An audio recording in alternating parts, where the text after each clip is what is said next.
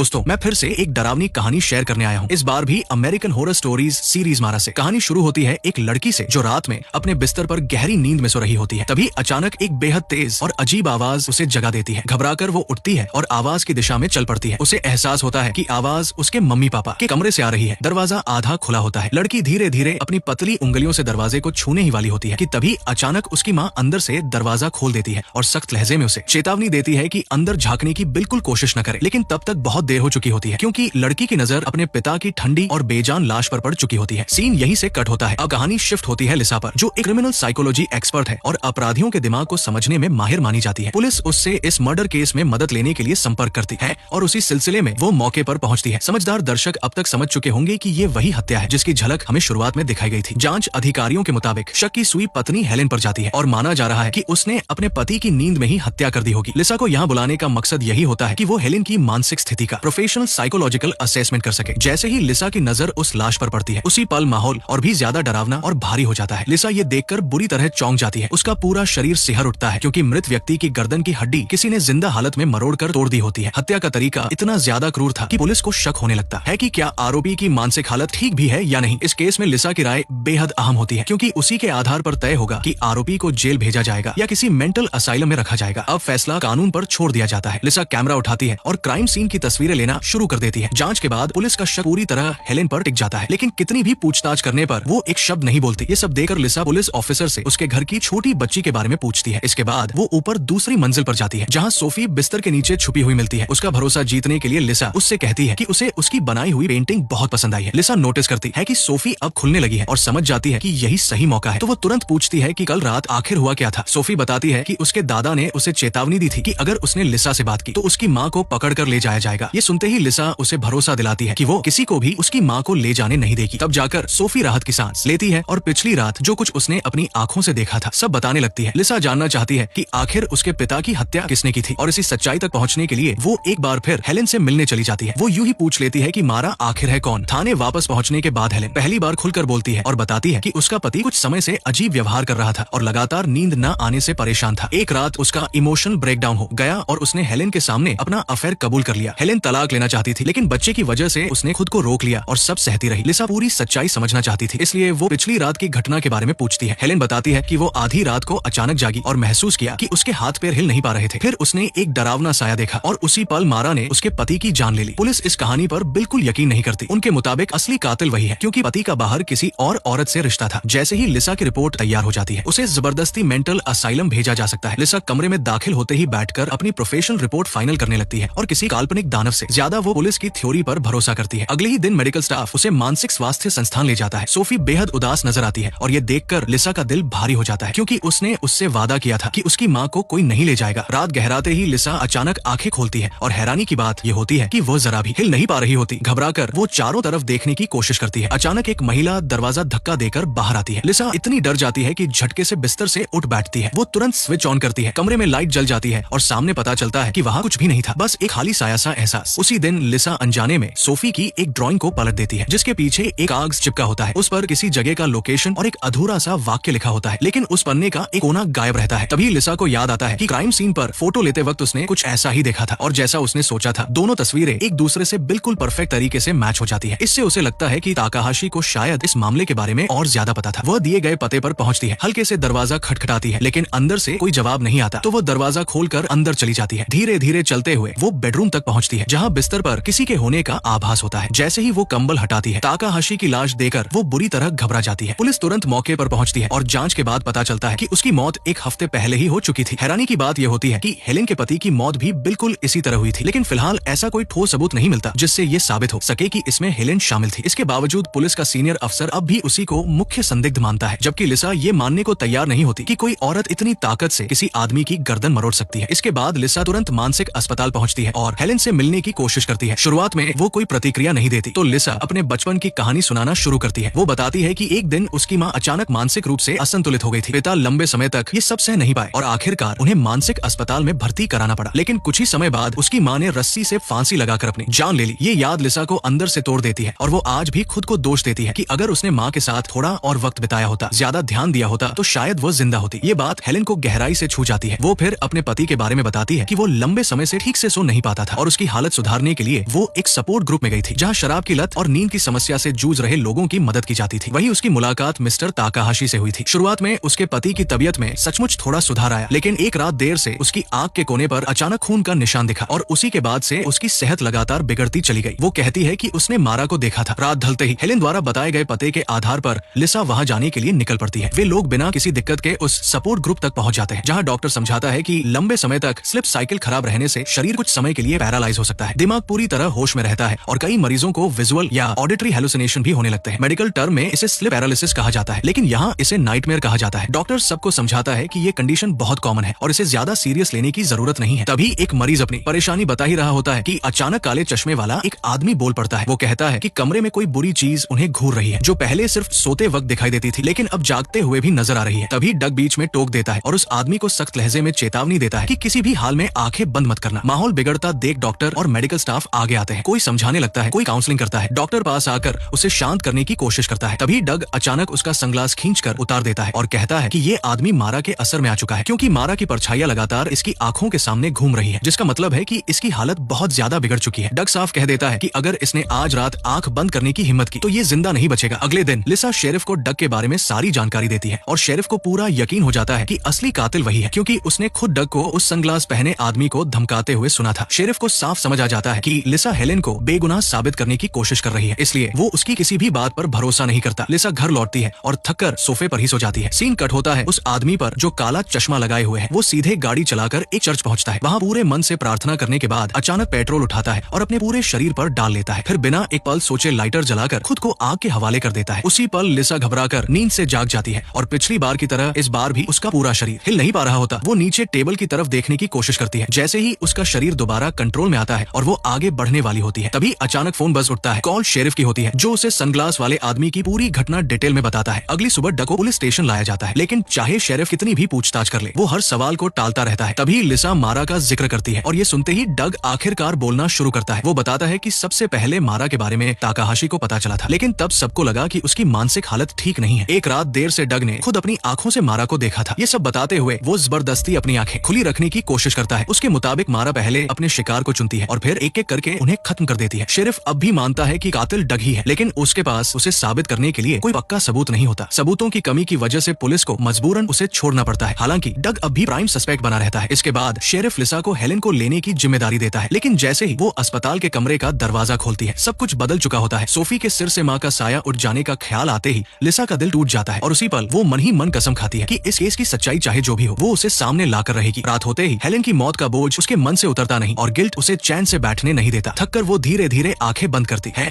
और नींद में चली जाती है। कुछ ही देर बाद वो झटके से जागती है और देखती है कि एक औरत धीरे धीरे उसकी तरफ बढ़ रही है। जैसे ही उसकी उंगलियां उसे छूने वाली होती है, उसी पल लिसा का शरीर फिर से उसके कंट्रोल में आ जाता है। वो तुरंत पर्दा हटाकर देखती है, लेकिन बाहर कुछ भी नहीं होता, सब खाली होता है और वो सोचती है कि शायद ये सिर्फ उसका वहम था। वो आईने में खुद को गौर से देखती है और नोटिस करती है कि उसकी आंख में भी एक छोटा सा लाल निशान दिखाई दे रहा है। क्या हो रहा है ये समझने के लिए वो चुपचाप शेरिफ के ऑफिस में घुसती है और वही डग के रहने का पता नोट कर लेती है। तभी अचानक एक पुराने सीसीटीवी फुटेज पर उसकी नजर पड़ती है, जिसमें हेलेन की मौत का पल रिकॉर्ड हुआ होता है। स्क्रीन पर साफ दिखता है कि वो गहरी नींद में थी, अचानक बेहोश होती है और बिना किसी इंसानी हाथ के उसकी गर्दन एक रहस्यमयी ताकत से टूट जाती है। लिसा उस वीडियो को बार बार देखती है और हर बार उसे एक काली परछाई हेलेन के करीब आती हुई नजर आती है। अपनी आंखों से वो सब देखकर लिसा को आखिरकार यकीन हो जाता है कि ये किसी इंसान का काम नहीं था। वो फौरन डग के घर पहुंचती है और इस वक्त लिसा मारा के दूसरे स्टेज में आ चुकी होती है। डग उसे बताता है कि मारा का असर 4 स्टेज में बढ़ता है। पहले स्टेज में इंसान के पूरे शरीर में कमजोरी आ जाती है, लेकिन वो उसे साफ साफ देख सकता है। दूसरे स्टेज में आंखों की पुतलियों में अजीब से निशान दिखाई देने लगते हैं। तीसरे स्टेज से दोनों के बीच फिजिकल कांटेक्ट शुरू हो जाता है और चौथे स्टेज में जैसे ही शिकार आंख खोलता है, वो सामने खड़ी होती है और जिस पल वह सो जाता है उसकी मौत तय हो जाती है, क्योंकि मारा सिर्फ गहरी नींद में ही हमला करती है। अपनी जान बचाने के लिए डग कहता है कि उसे यही सब करना पड़ा, इसलिए वो 20 मिनट की पावर नैप के लिए अलार्म लगाकर सोता है। ये सब सुनकर लिसा तंज भरे चेहरे के साथ इसे बकवास मानती है और कहती है कि ड्रीम डेमन जैसी कोई चीज नहीं होती। डग बस लगातार नींद न आने की वजह से वहम पाल रहा है। ये सुनते ही डग का गुस्सा भड़क उठता है और वो सख्त लहजे में चेतावनी देता है कि अगर उन्हें जिंदा रहना है तो मारा का अगला टारगेट ढूंढना होगा और उन दोनों के बीच कोई न कोई कनेक्शन जरूर है, वरना दोनों मारे जाएंगे। अचानक डग बेकाबू हो जाता है और लिसा तुरंत खुद को बचाते हुए पीछे हट जाती है। जाते जाते डग उसे बार बार याद दिलाता है कि हर हाल में जागते रहना, लेकिन लिसा उसकी बात को अनसुना कर देती है। घर पहुंचते ही वो बिना सोचे समझे बिस्तर पर गिरते ही सो जाती है और जैसा अंदेशा था वही होने वाला होता है। लिसा फिर एक बार आधी रात को आंखें खोलती है और पहले की तरह इस बार भी उसका पूरा शरीर जकड़ा हुआ होता है। दिमाग पूरी तरह होश में रहता है। जाता है। वो अभी संभल भी नहीं पाती कि कमरे में अचानक मारा की परछाई उभर आती है और उसके बाद जो होता है वो रोंगटे खड़े कर देने वाला होता है। ठीक आखिरी पल पर लिसा झटके से अपनी आंखें पूरी तरह खोल लेती है और उसे एहसास हो जाता है कि यही वही फाइनल स्टेज है जिसके बारे में डग ने बताया था। अगली सुबह डग का फोन आता है। वो घबराई हुई आवाज में बताता है कि पिछली रात वो बहुत गहरी नींद में चला गया था और अब उसकी हालत बिगड़कर सीधे चौथे स्टेज तक पहुंच चुकी है। वो लिसा से गिड़गिड़ाकर तुरंत आने को कहता है। खुद को सोने से रोकने के लिए डग घबराहट में कैंची उठा लेता है और उसे अपनी आंखों की तरफ ले जाता है, लेकिन वक्त रहते लिसा पहुंच जाती है और उसे फौरन अस्पताल भिजवाया जाता है। डॉक्टर उसे एक ऐसे कमरे में भर्ती करते हैं जहां हर तरफ कैमरे लगे होते हैं और उसे सेडेटिव देकर सुलाया जाता है ताकि उसका शरीर थोड़ा आराम कर सके। रात गहराने पर डग लिसा को अपनी पुरानी जिंदगी के बारे में बताता है। वो बताता है कि सेना में तैनाती के दौरान उससे एक भयानक गलती हो गई थी जिसकी वजह से एक कम उम्र लड़की की जान चली गई और यही बोझ सालों से उसके जहन से नहीं उतरा। लिसा के शांत और नरम शब्द उसे धीरे धीरे सुला देते हैं और लगातार भागदौड़ और तनाव की वजह से लिसा खुद भी पूरी तरह थक चुकी होती है। वो थककर लिविंग रूम के सोफे पर ही सो जाती है। काफी देर तक मारा का कोई अतापता नहीं चलता तो मेडिकल स्टाफ धीरे धीरे अलर्ट मोड से बाहर आ जाता है। तभी लिसा अचानक आंखें खोलती है और देखती है कि मारा चुपचाप डग के बिस्तर में घुस चुकी है। डॉक्टर जब तक दौड़कर पहुंचते हैं तब तक डग की सांसें थम चुकी होती है, लेकिन मारा अब भी वहीं मौजूद रहती है। वो पलटकर अचानक लिसा का गला दबा लेती है, लेकिन ठीक उसी वक्त डॉक्टर लिसा को जगा देते हैं और वो किसी तरह मौत के मुंह से बच निकलती है। पुलिस तुरंत मौके पर पहुंचती है। सीसीटीवी फुटेज में जो कुछ रिकॉर्ड होता है उसे देखकर अनुभवी डॉक्टर भी कोई लॉजिकल एक्सप्लेनेशन नहीं दे पाते। इसी बीच शेरिफ को खबर मिलती है कि सोफी को अस्पताल में भर्ती कराया गया है। ये सुनते ही लिसा बिना देर किए क्लिनिक पहुंचती है। सोफी की आंखें पूरी तरह लाल होती है और लिसा समझ जाती है कि मारा अब उसे भी अपना शिकार बना चुकी है और उसकी हालत चौथे स्टेज तक पहुंच गई है। सोफी के दादा को लिसा सख्त हिदायत देती है कि किसी भी कीमत पर उसे सोने न दे, लेकिन जो बात उसके लिए चिंता और केयर थी वही दादा को पागलपन लगती है। अस्पताल से निकलते ही लिसा सीधे डग के घर जाती है, ये देखने के लिए कि कहीं मारा से जुड़ा कोई और सुराग मिल सके। गहराई से एनालिसिस करने के बाद उसे आखिरकार सभी पीड़ितों के बीच एक कॉमन कनेक्शन समझ में जाता है। इन सबको मारा ने इसलिए चुना क्योंकि ये सभी लोग अंदर ही अंदर किसी न किसी गिल्ट के साथ जी रहे थे। हेलेन अपने पति की मौत के लिए खुद को जिम्मेदार मानती थी। हेलेन को लिसा ने ही मानसिक अस्पताल भिजवाया था। सोफी ने अपने दोनों माता पिता खो दिए। सनग्लास पहनने वाले उस आदमी की वजह से उसकी माँ की मौत हुई। हेलेन को उसके पार्टनर की बेवफाई ने तोड़ दिया और डग से एक बड़ी गलती में उस लड़की की जान चली गई। ताकाहाशी की फोटो को घूरते हुए लिसा ठिठक जाती है क्योंकि उसने इस आदमी को कभी देखा ही नहीं था। कुछ समझ न आने पर वो तुरंत शेरिफ को कॉल करती है। तब पता चलता है कि ताकाहाशी कभी जापान के एक प्राइमरी स्कूल में खाना बनाता था। पैसों की बचत के चक्कर में उसने गंदी मछली खरीद ली थी जिसकी वजह से 38 बच्चों की मौत हो गई थी। हादसे के बाद वो डर के मारे इस अनजान शहर में भाग आया था। ये सुनते ही लिसा को सब साफ समझ आ जाता है कि ताकाहाशी अंदर ही अंदर जबरदस्त गिल्ट में जी रहा था और यही गिल्ट मारा को खींच लाया। मारा सपोर्ट ग्रुप के जरिए उन लोगों को पहचानती है जिनके दिल में अपराध बोध होता है। लिसा जब शेरिफ को ये सब समझा रही होती है तभी शेरिफ सोफी का नाम लेता है और उसी पल लिसा को एहसास होता है कि वो अपना वादा निभा नहीं पाई। सोफी इस बात के लिए खुद को दोषी मान रही थी कि उसकी माँ को पकड़ कर ले जाया गया और उसे बचाने का सिर्फ एक ही रास्ता था, उसके दिल से ये गिल्ट निकालना। हालात की गंभीरता समझते ही लिसा बिना एक सेकंड गवाए गाड़ी स्टार्ट करती है और सीधा अस्पताल की ओर निकल पड़ती है। वो अभी कुछ ही कदम आगे बढ़ी होती है कि वक्त जैसे हाथ से फिसल जाता है और पल भर में निकल जाता है। मजबूर होकर लिसा मेडिकल सेंटर जाने वाली एक बोट पर सवार होती है। शायद लगातार काम और तनाव की वजह से उसे झपकी लग जाती है। जब वो आंखें खोलती है तो उसकी आंखें पूरी तरह लाल हो चुकी होती है और वो समझ जाती है कि अब वो खुद चौथे स्टेज में पहुंच चुकी है। तभी बाहर से कुछ अजीब सी आवाज आती है जैसे कोई बड़ा खतरा आने वाला हो। लिसा घबराकर तुरंत बोट से उतरती है और जान बचाकर भागती है। किसी तरह वो अस्पताल पहुंचती है, लेकिन जैसे ही मुड़ती है देखती है कि मारा न जाने कब उसके पीछे खड़ी हो चुकी है। डर को एक तरफ रखकर वो तेजी से सोफी के कमरे में दौड़ती है और उसे जगाने की कोशिश करती है। अचानक कमरे की सारी लाइट्स बंद हो जाती है और सोफी का शरीर पूरी तरह अकड़ जाता है। सोफी की नजर मारा पर टिक जाती है और वो धीरे धीरे उसकी तरफ बढ़ने लगती है। लिसा बदहवास होकर सोफी को पुकारती रहती है, लगभग चीखते हुए। ठीक उसी पल जब मारा अपना काम पूरा करने ही वाली होती है वो अचानक गायब हो जाती है। सोफी को आखिरकार सब समझ आ जाता है। वो लिसा से नफरत करना छोड़ देती है और उसके दिल का बोझ उतर जाता है। ये पक्का हो जाने के बाद कि सोफी सुरक्षित है, लिसा थककर वहीं सो जाती है। सुबह एक पुलिस ऑफिसर उसे जगाता है। लिसा मुस्कुराते हुए सोफी को हाथ हिलाकर गुड मॉर्निंग कहती है, लेकिन जैसे ही सोफी मुड़ती है उसकी आंखों के सामने अंधेरा छा जाता है और वो बहुत धीमी आवाज में कुछ कहती है, मैंने तुम्हें माफ कर दिया। लेकिन माँ ये बात नहीं समझ पाई। इतना कहते ही हेलेन दरवाजा खोलकर कमरे में दाखिल होती है। लिसा पलट कर देखती है तो सामने पुलिस ऑफिसर खड़े होते हैं जो उंगली से उसी लिसा की तरफ इशारा कर रहे होते हैं जो गहरी नींद में सो रही होती है। लिसा के दिल में हेलेन को लेकर अब भी गहरा अफसोस भरा रहता है। तभी वो झटके से आंखें खोलती है और सब कुछ बिल्कुल सामान्य लगता है, लेकिन उसी पल मारा धीरे धीरे उसकी तरफ बढ़ने लगती है। कहानी के अंत में अगर एक बार संक्षेप में देखें तो एक साइकोलॉजी एक्सपर्ट अपराध सुलझाने में मदद करती है। केस लगातार उलझता जाता है, मारा से जुड़ी अफवाहें बेचैनी पैदा करती है और जो डरावना सच सामने आता है वो वाकई रोंगटे खड़े कर देने वाला होता है।